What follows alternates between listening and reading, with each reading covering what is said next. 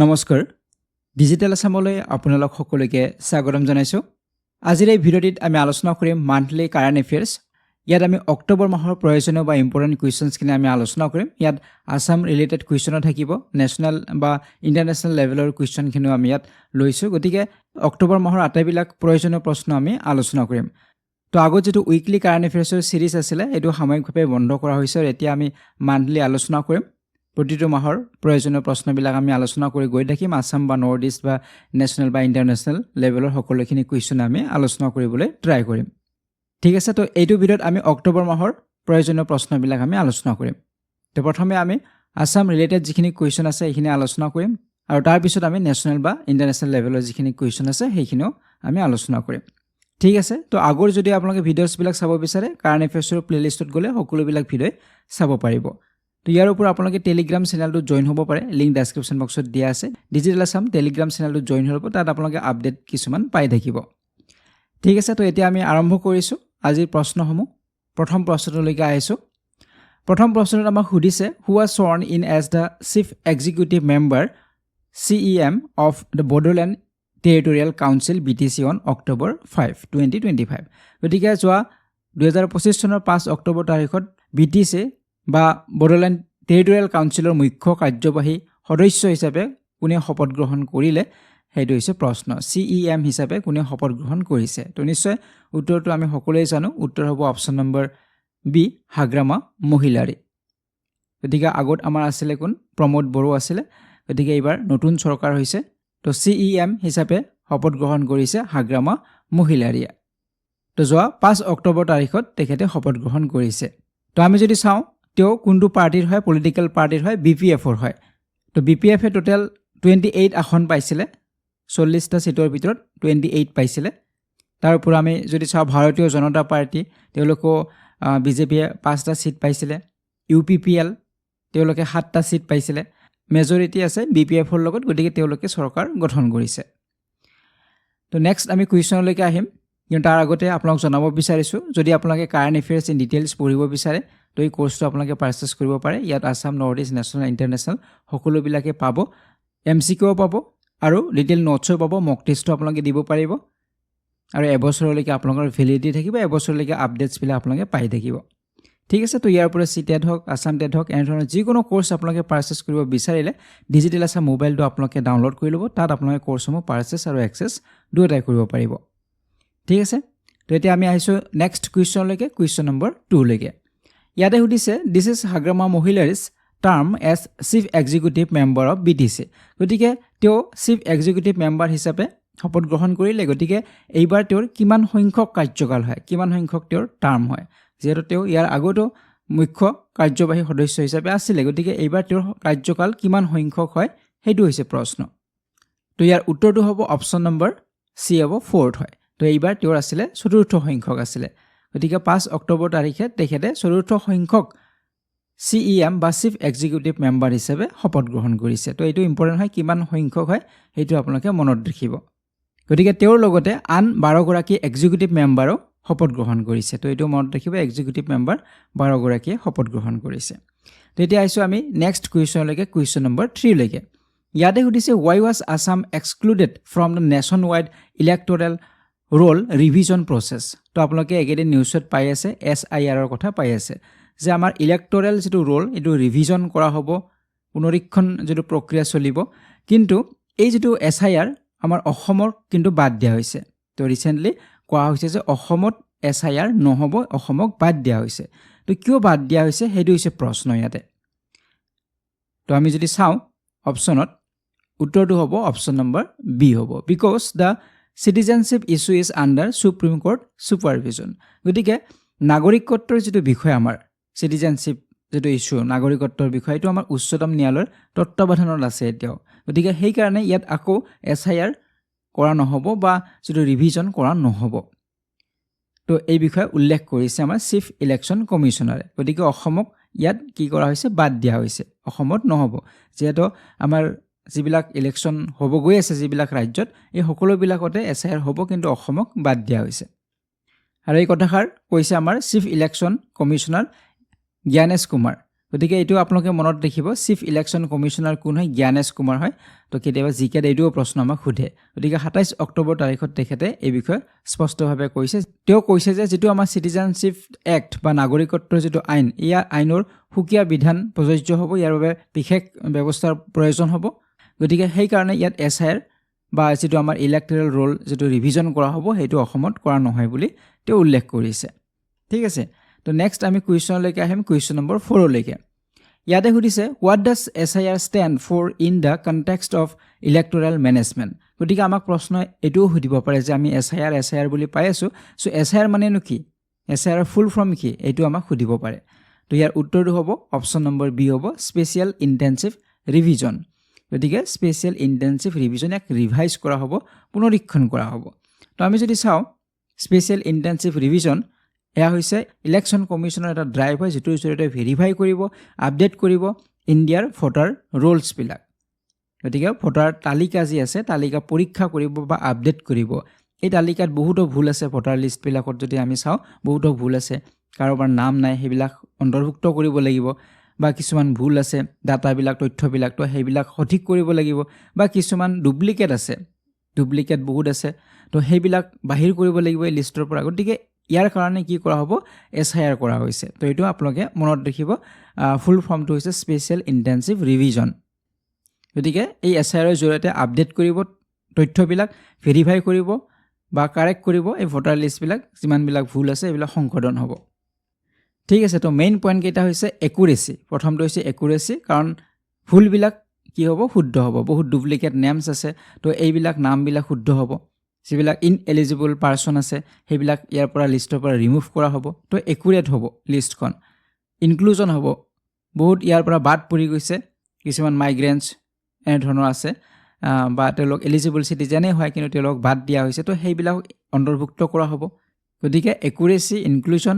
Legitimacy আৰু ডেমোগ্ৰাফিক adjustment একেটা মূল পইণ্ট হয় একেটাৰ ওপৰত ভিত্তি কৰি এই এছআইআৰ কৰা হ'ব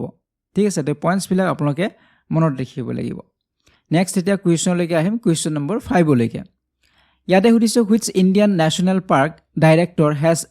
received the Cantor R. Miller Award 2025 যে ভাৰতীয় ৰাষ্ট্ৰীয় উদ্যানৰ কোনজন পৰিচালকে 2025 চনৰ কেন্টন আৰ মিলাৰ বঁটা লাভ কৰিছে যে আমাৰ ইণ্ডিয়ান নেশ্যনেল পাৰ্কৰ ডাইৰেক্টৰ তেখেতে ৰিসিভ কৰিছে কেন্টৰ আৰ মিলাৰ এৱাৰ্ড গতিকে কোনখন ৰাষ্ট্ৰীয় উদ্যানৰ পৰিচালকে এই বঁটা লাভ কৰিছে হেতু হৈছে প্ৰশ্ন তো ইয়াৰ উত্তৰটো হ'ব অপচন নম্বৰ বি হ'ব কাজিৰঙা নেশ্যনেল পাৰ্ক গতিকে অসমৰ কাজিৰঙা নেশ্যনেল পাৰ্কৰ ডাইৰেক্টৰ ফিল্ড ডাইৰেক্টৰ হয় ডক্টৰ সোণালী ঘোষ গতিকে doctor Sonali Ghosh field director Kaziranga national park আৰু টাইগাৰ ৰিজাৰ্ভৰ তেখেতে প্ৰথম গৰাকী ইণ্ডিয়ান হয় যিয়ে এই কেন্টৰ মিলাৰ এৱাৰ্ড 2025 চনত লাভ কৰিছে তেওঁ প্ৰথম গৰাকী ইণ্ডিয়ান হয় তো এটো আপোনালোকে মনত ৰাখিব আৰু তেওঁ আমাৰ অসমৰ কাজিৰঙা নেশ্যনেল পাৰ্কৰ ফিল্ড ডাইৰেক্টৰ হয় ডক্টৰ সোণালী ঘোষ গতিকে এই যেটো এৱাৰ্ড দিয়া হয় কেন্টৰ আৰ মিলাৰ বঁটা ইয়াৰ জৰিয়তে ৰাষ্ট্ৰীয় উদ্যান বা বন্যপ্ৰাণী সংৰক্ষিত যিবিলাক বনাঞ্চল বা যিবিলাক আমাৰ জৈৱ বৈচিত্ৰ্যৰ হটস্পট এনে ধৰণৰ যিবিলাক সংৰক্ষিত অঞ্চল আছে এই অঞ্চলবিলাক পৰিচালনাৰ ক্ষেত্ৰত ব্যতিক্ৰমী যিবিলাকে নেতৃত্ব দিছে বা উদ্ভাৱক তেওঁলোকক এই এৱাৰ্ড দিয়া হয় ঠিক আছে তো এটো পইণ্ট মনত ৰাখিব যে এই আৰ মিলাৰ এৱাৰ্ড কাক দিয়া হয় বুলি যদি সুধে গতিকে তেওঁলোক কিহৰ লগত জড়িত হ'ব লাগিব ৰাষ্ট্ৰীয় উদ্যান বন্যপ্ৰাণী সংৰক্ষিত বনাঞ্চল বা জৈৱ বৈচিত্ৰ্য হটস্পটৰ দৰে যিবিলাক আমাৰ সংৰক্ষিত বনাঞ্চল বা অঞ্চল পৰিচালনা কৰাৰ লগত জড়িত তেওঁলোকক সিলেক্ট কৰা হয় ঠিক আছে এতিয়া নেক্সট কুৱেশ্যনলৈকে আহিছো কুৱেশ্যন নম্বৰ 6 লৈকে ইয়াতে সুধিছে what is the main purpose of donating the state's GST share from Roi Roi Binale তো Roi Roi বিনালেৰ পৰা ৰাজ্যৰ যিখিনি GST অংশীদাৰিত্ব তাক দান কৰা এটা সিদ্ধান্ত লোৱা হৈছে গতিকে ইয়াৰ মূল উদ্দেশ্য কি গতিকে আমি সকলোৱে জানো আমাৰ 31 অক্টোবৰ তাৰিখত জুবিনদাৰ শেষৰখন ছবি Roi Roi Binale মুকলি হৈছে ৰিলিজ কৰা হৈছে আৰু চৰকাৰে এটা সিদ্ধান্ত লৈছিলে ৰিসেন্টলি আপোনালোকে নিশ্চয় পাইছে যে আমাৰ টিকট যেতিয়া আমি ক্ৰয় কৰোঁ তাত GST থাকিব তাত আমাৰ GST লোৱা হয় বা কৰ লোৱা হয় গতিকে এই কৰৰ আমাৰ ৰাজ্য এটা অংশ পায় কেন্দ্ৰীয় চৰকাৰৰ এটা অংশ পাব গতিকে ৰাজ্য চৰকাৰৰ যেটো অংশ সেই অংশখিনি কি কৰিব বা সেই যিখিনি শেয়াৰ থাকিব সেইখিনি দান কৰা এটা সিদ্ধান্ত লৈছে গতিকে প্ৰশ্ন আমাক সুধিছে যে কাক দান কৰিব বা ইয়াৰ মূল উদ্দেশ্য কি সেইটো হৈছে প্ৰশ্ন তো উত্তৰ হ'ব অপশ্যন নম্বৰ বি হ'ব টু ছাপৰ্ট ফিলান্থ্ৰপিক ৱৰ্ক বাই জুবিন গাৰ্গছ ফাউণ্ডেশ্যন। গতিকে জুবিন গাৰ্গৰ এটা ফাউণ্ডেশ্যন এটা আছিলে, তেওঁ নিজে ক্ৰিয়েট কৰিছিলে, সেইটোৰ নাম আছিলে কলাগুৰু আৰ্টিষ্ট ফাউণ্ডেশ্যন। আৰু সেই ফাউণ্ডেশ্যনটোৱে কি কৰিব, কিছুমান দানশীল কাম কৰে। যেতিয়া বানপানী হয়, বানপানীৰ সময়ত সাহায্য দিয়াৰ বাবে সেই ফাউণ্ডেশ্যনৰ পৰা খৰচ কৰা হয়। গতিকে তেনেধৰণৰ যিবিলাক কাম হ'ব, গতিকে তাত দান কৰা হ'ব এই GSTৰ পইচাখিনি, বা GSTৰ পৰা যিখিনি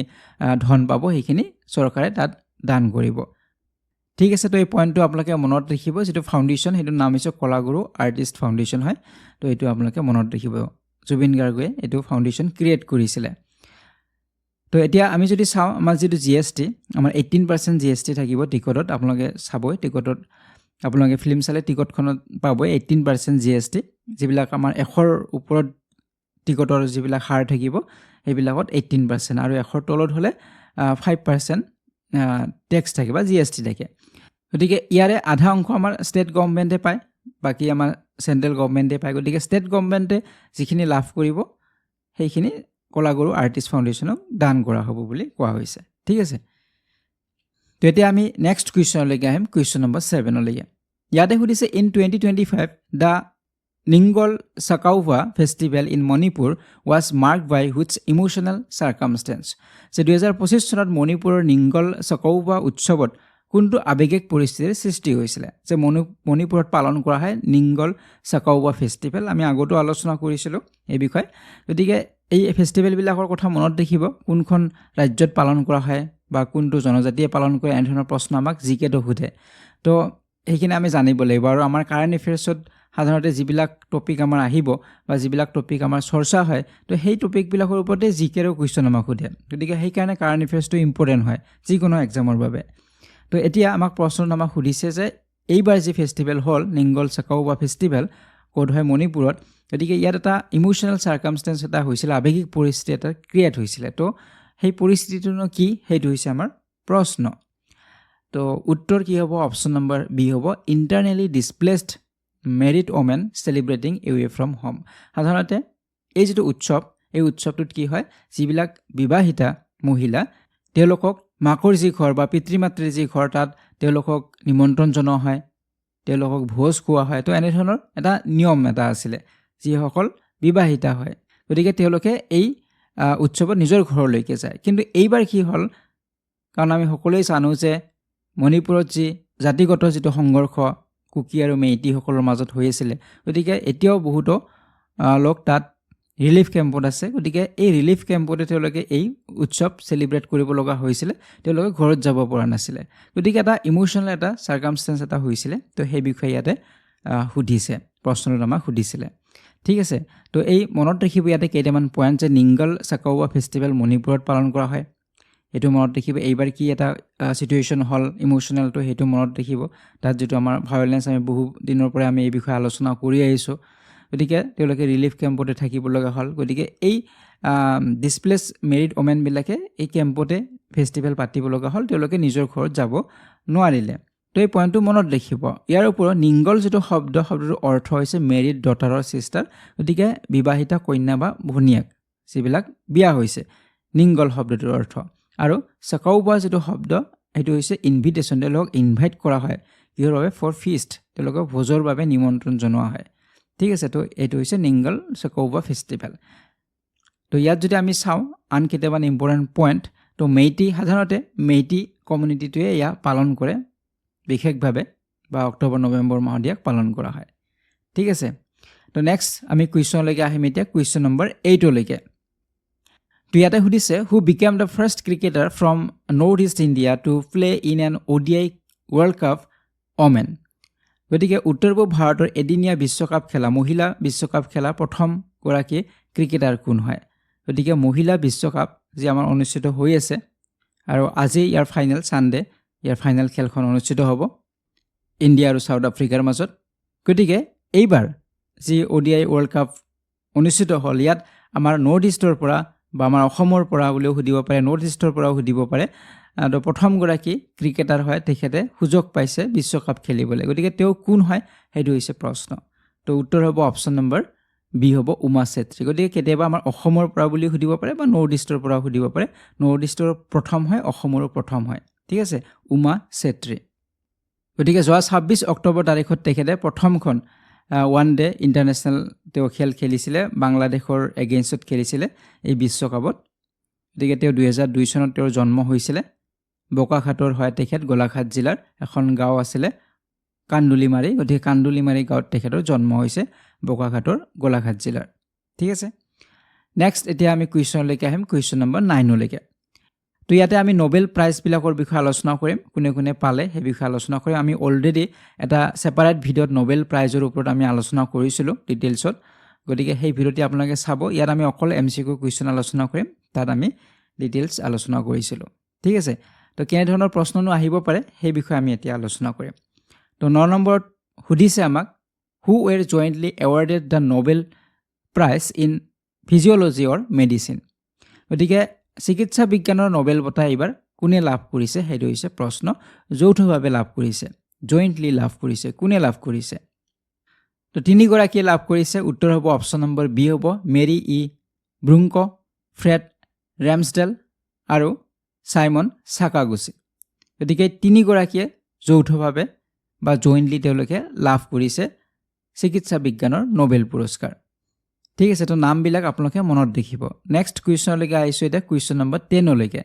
ইয়াতে সুধিছে the Nobel prize in physiology or medicine 2025 was awarded for discoveries related to which of the following যে কি আৱিষ্কাৰৰ বাবে তেওঁলোকক এই চিকিৎসা বিজ্ঞানৰ নোবেল বঁটা দিয়া হৈছে তেওঁলোকে কি আৱিষ্কাৰ কৰিছে যাৰ ফলত তেওঁলোকক এই নোবেল পুৰস্কাৰ দিয়া হ'ল সেইটো হৈছে ইয়াতে প্ৰশ্ন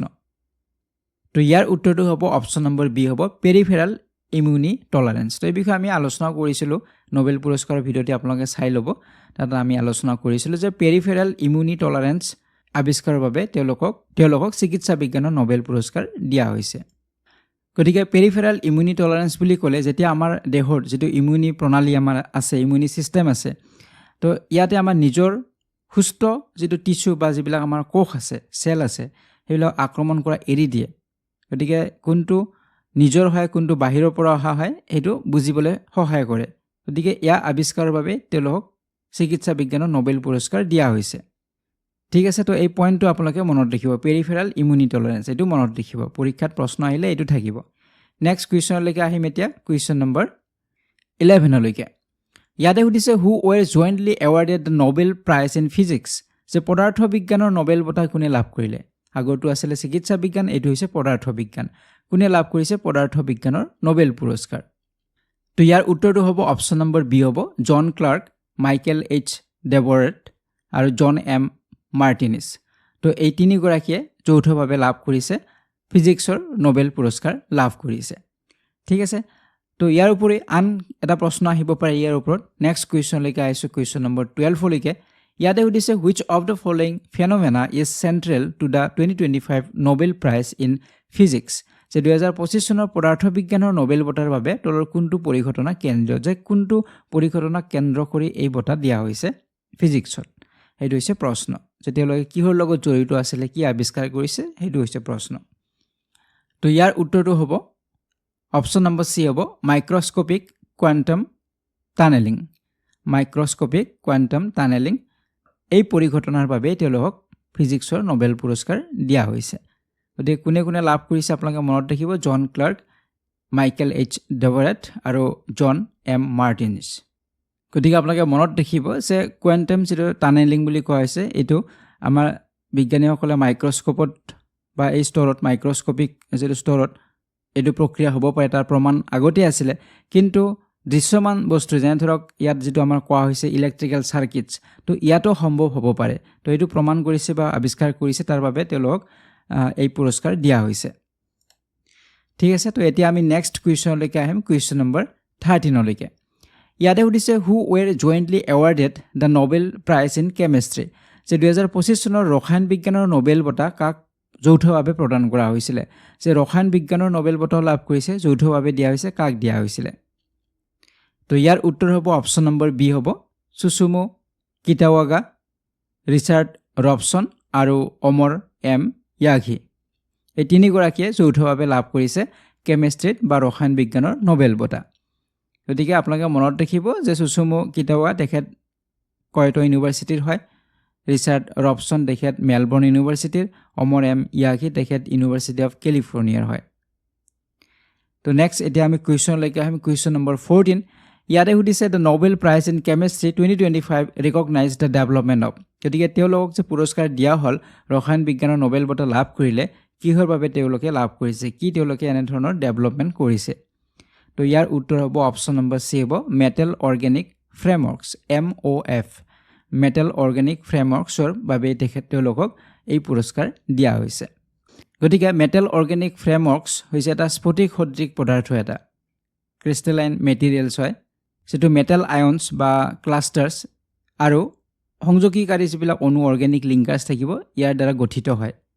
গতিকে এই যিটো গঠন বা মেটেল অৰ্গেনিক ফ্ৰেমৱৰ্কছ, ইয়াৰ জৰিয়তে নিৰ্দিষ্ট পদাৰ্থ এটা ধৰি ৰাখিব পাৰে, সংৰক্ষিত কৰিব পাৰে, ৰাসায়নিক বিক্ৰিয়া চলাব পাৰে, বিদ্যুৎ পৰিবাহী কৰিব পাৰে। তো ইয়াৰ বাবে তেওঁলোকক এই পুৰস্কাৰ দিয়া হৈছে এই মেটেল অৰ্গেনিক ফ্ৰেমৱৰ্কছ ডেভেলপমেণ্টৰ বাবে। ঠিক আছে, তো এতিয়া আমি নেক্সট কুৱেশ্যনলৈকে আহিম, কুৱেশ্যন নম্বৰ 15লৈকে। ইয়াতে সুধিছে the Nobel prize in literature 2025 was awarded to, যে সাহিত্যৰ নোবেল বঁটা কাক দিয়া হৈছে, এইটো হৈছে প্ৰশ্ন। আৰু ইয়াৰ উত্তৰ হ'ব অপশ্যন নম্বৰ বি লাছলো ক্ৰাস্নাহৰকাই। লাছলো ক্ৰাস্নাহৰকাই তেখেতে লাভ কৰিছে এইবাৰ 2025 বৰ্ষৰ সাহিত্যৰ নোবেল পুৰস্কাৰ। গতিকে তেওঁ ক'ৰ হয়, এইবিলাক প্ৰশ্ন আমাক সোধে। তেওঁ হাংগেৰিয়ান ৰাইটাৰ হয়, সুধিব পাৰে যে তেখেত ক'ৰ ৰাইটাৰ হয়, কোনখন দেশৰ পৰা বিলং কৰে, তো হাংগেৰিয়ান ৰাইটাৰ হয় তেখেত। এইটো মনত ৰাখিব, হাংগেৰীৰ এগৰাকী লেখক লাছলো ক্ৰাস্নাহৰকাই। গতিকে তেওঁৰ যিটো সৃষ্টিশীল বা তেওঁৰ যি দূৰদৰ্শী যিটো সাহিত্য, ইয়াৰ বাবে তেখেতক এই বঁটা দিয়া হৈছে, যে তেখেতে দেখুৱাইছে যে বিপদ বা অশান্তিৰ সময়তো, যেতিয়া আমাৰ বিপদ আহিব, যেতিয়া অশান্তি হ'ব, সেই সময়তো শিল্পই, আৰ্টে মানুহক অনুপ্ৰাণিত কৰিব পাৰে বা জীৱনক এটা অৰ্থ দিব পাৰে। গতিকে বিপদ বা অশান্তিৰ সময়তো আমাক আৰ্ট বা শিল্পই অনুপ্ৰাণিত আৰু জীৱনৰ অৰ্থ দেখুৱাব পাৰে। গতিকে এনেধৰণৰ তেওঁৰ যিবিলাক সৃষ্টিশীলতা আছিলে, দূৰদৰ্শী যি সাহিত্য তেওঁৰ, তাৰ বাবে তেখেতক এই পুৰস্কাৰ দিয়া হৈছে। গতিকে মানৱ সংগ্ৰাম, সমাজ, জীৱনৰ অৰ্থ অন্বেষণ কৰা, দাৰ্শনিক যি উপন্যাস তেওঁ লিখা,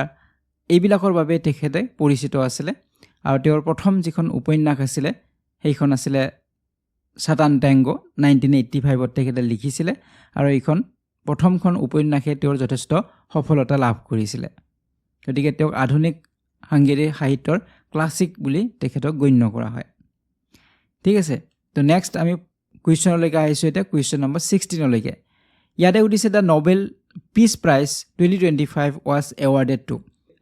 যে 2025 চনৰ শান্তিৰ নোবেল বঁটা কাক প্ৰদান কৰা হৈছে। যে শান্তিৰ নোবেল বঁটা 2025 বৰ্ষত কাক দিয়া হৈছে, এইটো হৈছে প্ৰশ্ন। আৰু ইয়াৰ উত্তৰটো হ'ব option number B Maria Corina Machado. Maria Corina Machado তেখেতে লাভ কৰিছে শান্তিৰ নোবেল বঁটা। এতিয়া আহিছোঁ নেক্সট কুৱেশ্যন, কুৱেশ্যন নম্বৰ 17লৈকে। ইয়াতে সুধিছে Maria Corina Machado received the Nobel piece prize 2025 for her efforts in, যে কিহৰ বাবে তেখেতক এই পুৰস্কাৰ দিয়া হ'ল, শান্তিৰ নোবেল বঁটা কিহৰ বাবে দিয়া হৈছে। তো উত্তৰ হ'ব অপশ্যন নম্বৰ চি হ'ব promoting democratic rights and peaceful transition in Venezuela.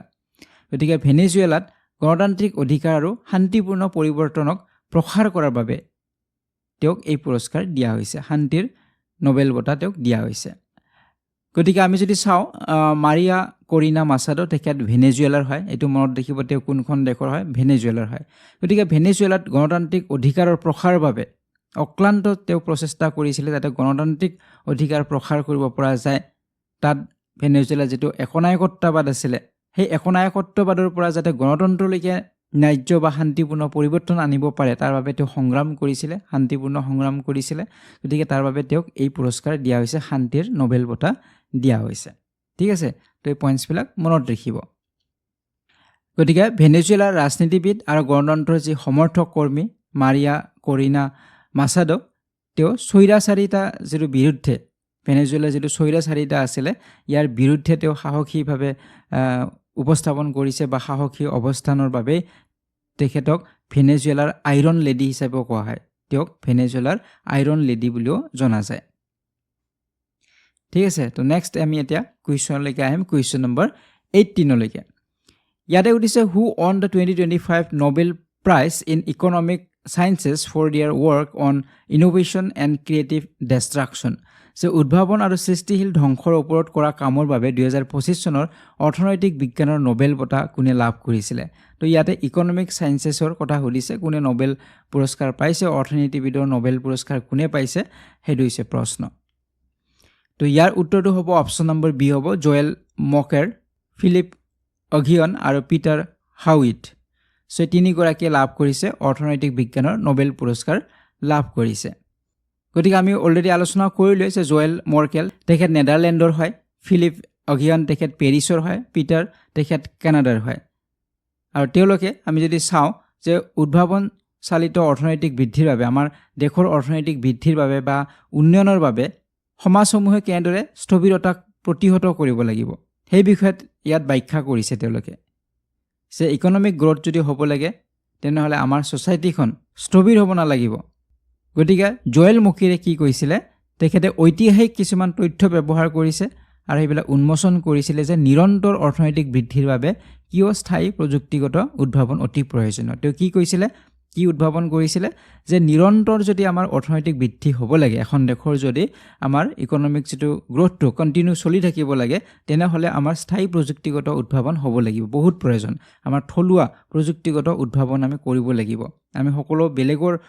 ওপৰত নিৰ্ভৰশীল হ'ব নালাগে আমি ইয়াত স্থায়ীভাৱে কিছু প্ৰযুক্তিগত উদ্ভাৱন কৰিব পাৰিব লাগিব তেতিয়াহে দেশখনৰ অৰ্থনৈতিক যেটো বৃদ্ধিটো নিৰন্তৰ হৈ থাকিব সেই বিষয়ে মকিৰে কৈছিলে জয়েল মকিৰে ঠিক তেনেদৰে আগিয়ন বা পিটাৰ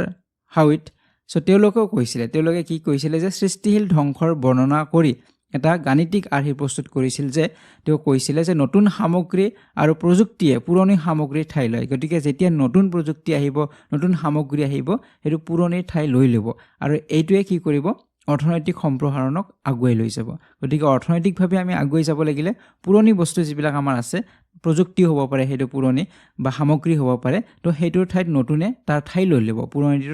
পুৰণিটোৰ ঠাই নতুনটোৱে লৈ ল'ব আৰু তেনেধৰণে কি হ'ব অৰ্থনৈতিক সম্প্ৰসাৰণ আমাৰ হৈ থাকিব এই বিষয়ে আগিয়ন আৰু হোৱাইটে কৈছিলে তো এই পইণ্টছবিলাক মনত ৰাখিব কোনে কি কৈছিলে আৰু কাৰ বাবে তেওঁলোকক এই পুৰস্কাৰ দিয়া হ'ল তো এতিয়া আইছো আমি নেক্সট কুৱেশ্যন নম্বৰ 19 লৈকে ইয়াতে সুধিছে which country is participating with India in the সমুদ্ৰ শক্তি 2025 exercise যে কোনখন দেশে ভাৰতৰ সৈতে সমুদ্ৰ শক্তি 2025 অনুশীলনত অংশগ্ৰহণ কৰিছিলে যে আমাৰ ইণ্ডিয়াৰ লগত আন এখন দেশে এটা এক্সাৰসাইজ যেটো নাম হৈছে সমুদ্ৰ শক্তি ইয়া অংশগ্ৰহণ কৰিছিলে কোনখন দেশে হেতু হৈছে প্ৰশ্ন তো ইয়াৰ উত্তৰটো হ'ব অপচন নম্বৰ সি হ'ব ইণ্ডোনেছিয়া গতিকে ইণ্ডিয়ান নেভি আৰু ইণ্ডোনেছিয়াৰ নেভিৰ মাজত অনুষ্ঠিত হৈছিলে বাইলেটাৰেল মেৰিটাইম এক্সাৰসাইজ হয় এটো সমুদ্ৰ শক্তি 14 অক্টোবৰৰ পৰা 17 অক্টোবৰলৈকে হৈছিলে বিশাখাপট্টনমত হৈছে অন্ধ্ৰপ্ৰদেশৰ বিশাখাপট্টনমত অনুষ্ঠিত হৈছিলে তো মনত ৰাখিব কোন দুখন দেশৰ মাজত হয় ইণ্ডিয়ান নেভি আৰু ইণ্ডোনেছিয়া নেভিৰ মাজত হৈছিলে আৰু এই যৌথ যি অনুশীলন ইয়াৰ লক্ষ্য হৈছে সাগৰ আৰু পাৰৰ দুটা দেশৰে মাজত যেটো আন্তঃ কাৰ্যক্ষমতা এয়া যাতে বৃদ্ধি কৰিব পাৰে সামুদ্ৰিক সহযোগিতা যাতে থাকিব পাৰে শক্তিশালী কৰিব পাৰে তাৰ বাবে এই যেটো এক্সাৰসাইজ অনুষ্ঠিত কৰা হয় ঠিক আছে তো নেক্সট আমি এটা কুৱেশ্যন লৈকে আহিম কুৱেশ্যন নম্বৰ 20 লৈকে ইয়াতে সুধিছে which city has India proposed as the host city for the 2030 Commonwealth Games যে 2030 চনৰ কমনৱেলথ গেমছৰ আয়োজক চহৰ হিচাপে ভাৰতে কোনখন চহৰক প্ৰস্তাৱ দিছে যে 2030 চনত কমনৱেলথ গেমছ আমাৰ ভাৰতে হোষ্ট কৰিব ভাৰতত হ'ব কিন্তু ভাৰতৰ কোনখন চহৰক এই প্ৰস্তাৱ দিছে কোনখন চহৰত অনুষ্ঠিত হ'ব এয়া হৈছে প্ৰশ্ন তো ইয়াৰ উত্তৰ হ'ব অপচন নম্বৰ ডি হ'ব আহমেদাবাদ গতিকে আহমেদাবাদত অনুষ্ঠিত হ'ব গুজৰাটৰ 2030 চনৰ কমনৱেলথ গেমছ ঠিক আছে নেক্সট এতিয়া কুৱেশ্যন লৈকে আহিম কুৱেশ্যন নম্বৰ 21 লৈকে ইয়াতে উঠিছে Deepika Padukone was recently appointed to which position by the government of India যে হেউটিয়াকৈ দীপিকা পাডুকনক ভাৰত চৰকাৰে কোন পদত নিযুক্তি দিছে তো ৰিসেন্টলি ভাৰত চৰকাৰে দীপিকা পাডুকনক এপইন্ট কৰিছে ব্ৰেণ্ড এম্বেছাডৰ হিচাপে গতিকে কি পদৰ বাবে বা কোনটো পদত নিযুক্তি দিছে তো উত্তৰ হ'ব অপচন নম্বৰ সি হ'ব মেণ্টেল হেলথ এম্বেছাডৰ হিচাপে নিযুক্তি দিছে গতিকে ৰিসেন্টলি আমাৰ 10 অক্টোবৰ তাৰিখৰ ৱৰ্ল্ড মেণ্টেল হেলথ ডে পালন কৰা হ'ল আৰু আমাৰ এক্টৰ দীপিকা পাডুকন তেখেতক এনাউন্স কৰা হৈছে বা তেখেতক নিযুক্তি দিয়া হৈছে কাৰ দ্বাৰা union ministry of health and family ৱেলফেয়াৰৰ দ্বাৰা আৰু তেখেত হ'ব first ever mental health ambassador হ'ব ঠিক আছে তো মনত ৰাখিব দীপিকা পাডুকন নেক্সট এতিয়া কুৱেশ্যনলৈকে আহিম কুৱেশ্যন নম্বৰ 22 লৈকে ইয়াত দিছে who has become Japan's first female prime minister in 2025 যে 2025 চনৰ জাপানৰ প্ৰথমগৰাকী মহিলা প্ৰধানমন্ত্ৰী কোন জাপানত প্ৰথমবাৰৰ বাবে মহিলা প্ৰধানমন্ত্ৰী হৈছে গতিকে জাপানৰ প্ৰথমগৰাকী মহিলা প্ৰধানমন্ত্ৰী কোন সেইটো হৈছে প্ৰশ্ন তো উত্তৰ হ'ব অপচন নম্বৰ বি হ'ব সানাই তাকাইছি হৈছে জাপানৰ প্ৰথমগৰাকী মহিলা প্ৰাইম মিনিষ্টাৰ নেক্সট এতিয়া আমি কুৱেশ্যনলৈকে আহিম কুৱেশ্যন নম্বৰ 23 লৈকে ইয়াত দিছে as per the global forest resources assessment 2025 what is India's global rank in total forest area গতিকে ৰিচেণ্টলি এটা এছেছমেণ্ট কৰা হৈছে GFRA বুলি কোৱা হৈছে গ্লোবেল ফৰেষ্ট ৰিচোৰ্চেছ এছেছমেণ্ট আৰু এই এছেছমেণ্টৰ জৰিয়তে ইণ্ডিয়াৰ গ্লোবেল ৰেংক কিমান হ'ব টোটেল ফৰেষ্ট এৰিয়া হিচাপে টোটেল আমি যদি ফৰেষ্ট এৰিয়া হিচাপে চাওঁ বিশ্বত আমাৰ স্থান কিমান ভাৰতৰ সেইটো হৈছে প্ৰশ্ন তো ইয়াৰ উত্তৰটো হ'ব অপচন নম্বৰ সি হ'ব 9th গতিকে ভাৰতৰ আমাৰ স্থান হৈছে গোটেই বিশ্বৰ ভিতৰত 9th হয় নৱম স্থানত আমি আছো গতিকে GFRA হৈছে বন সম্পদৰ এক বিস্তৃত বিশ্বব্যাপী মূল্যায়ন হয় গতিকে ইয়াত গ্লোবেল ইভ্যালুৱেশ্যন হ'ব ফৰেষ্ট ৰিচোৰ্চৰ ক্ষেত্ৰত গ্লোবেল বা গোটেই বিশ্বৰ এটা ইভ্যালুৱেশ্যন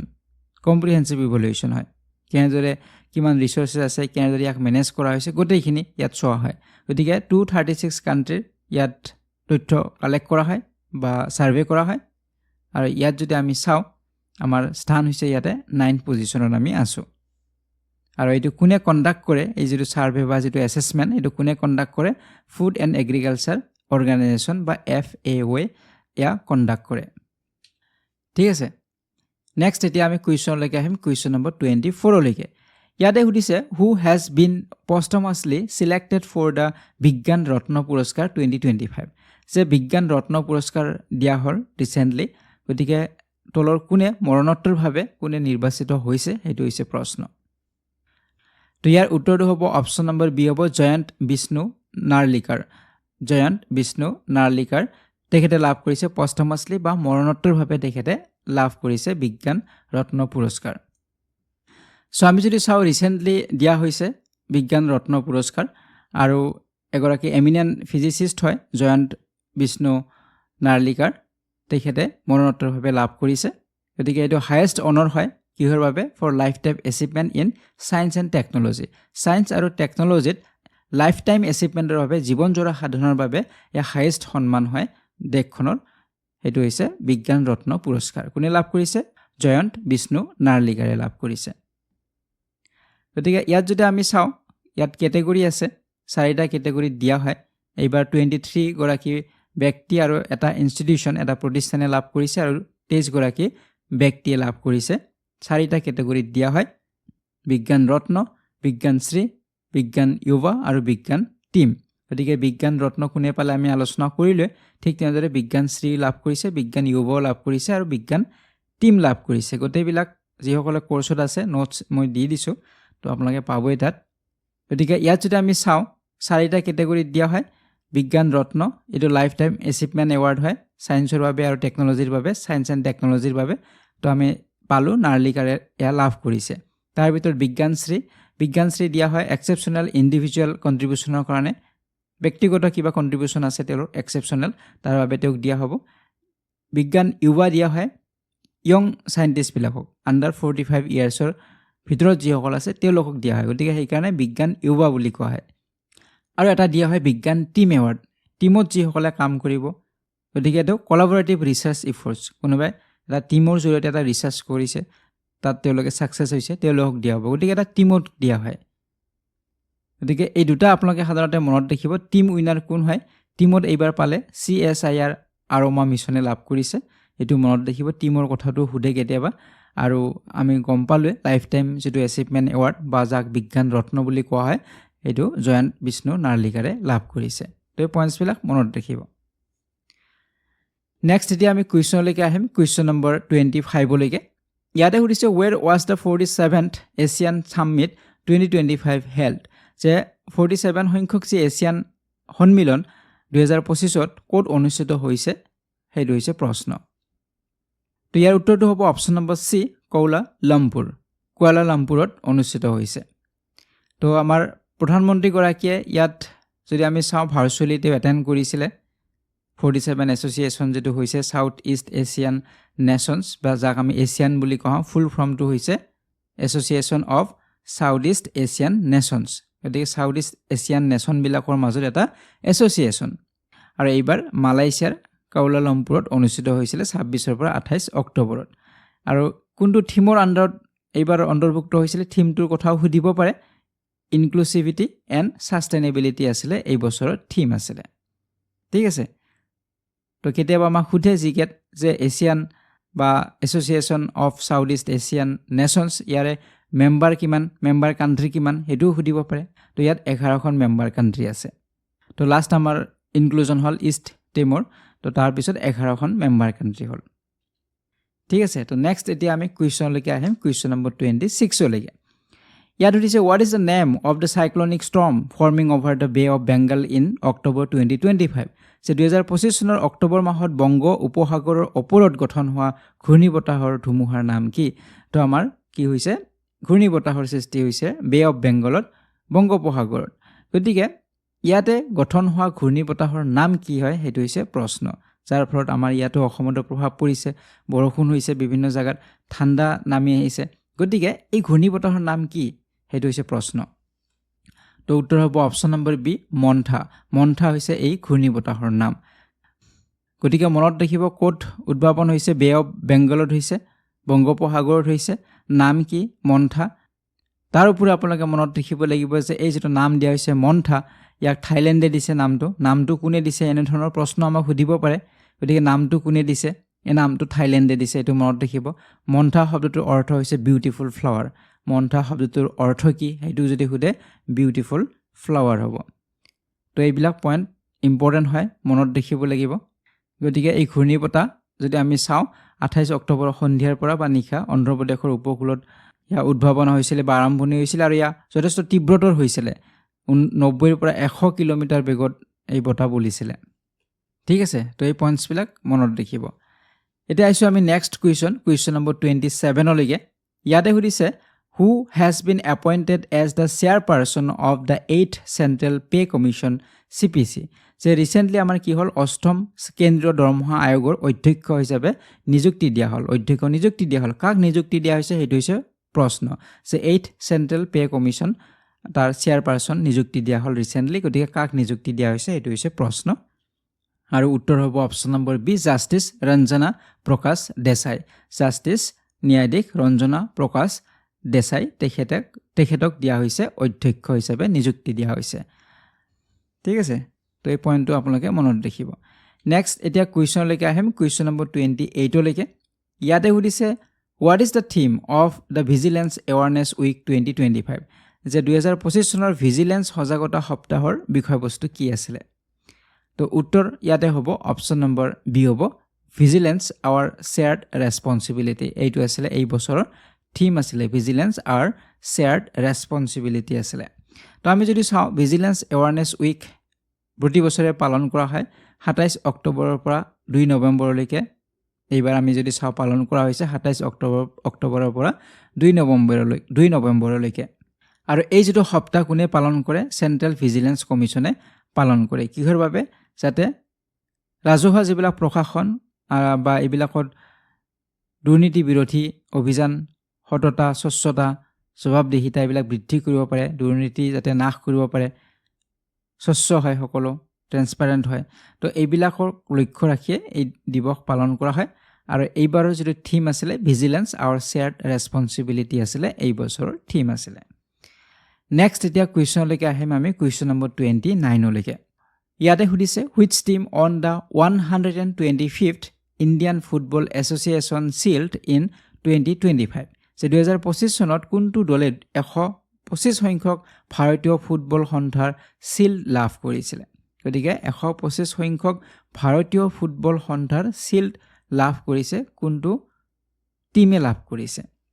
উত্তৰ হ'ব অপশ্যন নম্বৰ চি হ'ব মোহন বাগান ছুপাৰ জায়াণ্ট। মোহন বাগান ছুপাৰ জায়াণ্টে লাভ কৰিছে এই খিতাপ লাভ কৰিছিলে। গতিকে মোহন বাগান ছুপাৰ জায়াণ্টে ইষ্ট বেংগলক পৰাজিত কৰিছে 5-4 গ'লৰ ব্যৱধানত পৰাজিত হৈছে। গতিকে বিশেষকৈ আপোনালোকে নামটো মনত ৰাখিব উইনাৰৰ মোহন বাগান ছুপাৰ জায়াণ্ট। ঠিক আছে, তো এতিয়া আমি আলোচনা কৰিম আজিৰ ভিডিঅ'টিৰ শেষৰটি প্ৰশ্ন কুৱেশ্যন নম্বৰ 30। ইয়াতে সুধিছে who has been appointed as the 53rd chief justice of India, যে ভাৰতৰ 53 সংখ্যক মুখ্য ন্যায়াধীশ হিচাপে কাক নিযুক্তি দিয়া হৈছে। তো ৰিচেণ্টলি ইণ্ডিয়াৰ চিফ জাষ্টিছ নিযুক্তি দিয়া হ'ল 53rd, গতিকে কাক নিযুক্তি দিয়া হৈছে এইটো হৈছে প্ৰশ্ন। তো এইবিলাক ইম্পৰ্টেণ্ট কুৱেশ্যন হয়, যিকোনো কুৱেশ্যন সোধে এইবিলাক। তো উত্তৰ হ'ব option number C justice Surya Kant. Justice সূৰ্যকান্তক নিযুক্তি দিয়া হৈছে চিফ জাষ্টিছ হিচাপে মুখ্য ন্যায়াধীশ হিচাপে ভাৰতবৰ্ষৰ। ঠিক আছে, তো আমাৰ ৰাষ্ট্ৰপতিগৰাকীয়ে দ্ৰৌপদী মুৰ্মু তেখেতে এপইণ্ট কৰিছে জাষ্টিছ সূৰ্যকান্তক 53rd চিফ জাষ্টিছ হিচাপে ভাৰতবৰ্ষৰ। গতিকে তেওঁৰ কাৰ্যভাৰ গ্ৰহণ কৰিব বা কাৰ্যকালটো আৰম্ভ হ'ব 24 নৱেম্বৰৰ পৰা আৰম্ভ হ'ব। বৰ্তমান যিগৰাকী আমাৰ আছে RB গাভাই, চ' তেখেতক ৰিপ্লেচ কৰি সূৰ্যকান্ত তেখেতে 24 নৱেম্বৰৰ পৰা কাৰ্যভাৰ গ্ৰহণ কৰিব